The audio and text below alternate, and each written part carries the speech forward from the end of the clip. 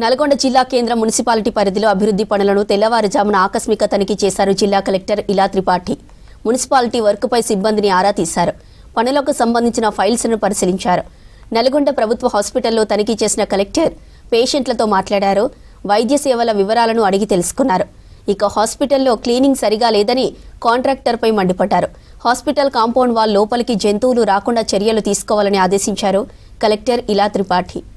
So యాక్చువల్గా ఇప్పుడు కొంచెం చలికాలంలో కొంచెం చలి తీవ్రంగా ఉంది కాబట్టి కొంతమంది నిరాశ్రయాలు లేదా బెగర్స్ వీళ్ళంటే ఫుట్పాత్లో ఇక్కడ అక్కడ పడుకొని ఉన్నారు. సో వాళ్ళ కోసం గతం నుంచి అంటే ఆల్మోస్ట్ 2-3 years నుంచి ఇక్కడ ఒక నైట్ షెల్టర్ నిరాశ్రయాల కోసం ఒక షెల్టర్ నడుస్తూ ఉంది. సో దయచేసి మేము మీ ద్వారా మీడియా ద్వారా తర్వాత వేరే NGOస్తో కూడా మేము కోరేది ఏంటంటే దయచేసి ఇలాంటివి వెసులుబాటుని మీరు వినియోగించండి.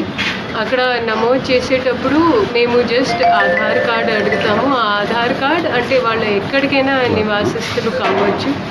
ఇప్పుడు మేము విజిట్ చేసే క్రమంలో అక్కడ ఒక 17 మందిని చూడడం జరిగింది. అందులో ఎక్కువ మంది బయట నుంచి మన ఇన్ఫ్యాక్ట్ చుట్టుపక్కల రాష్ట్రాల నుంచి కూడా కొంతమంది ఉన్నట్టు. అక్కడ టోటల్ బెడ్ కెపాసిటీ వచ్చేసి ఒక 60 మంది కోసం 60 పడకలు ఉన్నాయి, టాయిలెట్స్ ఉన్నాయి, మహిళల కోసం సెపరేట్ ఒక డార్మెటరీ, పైన పురుషుల కోసం సెపరేట్ రూమ్స్ ఉన్నాయి.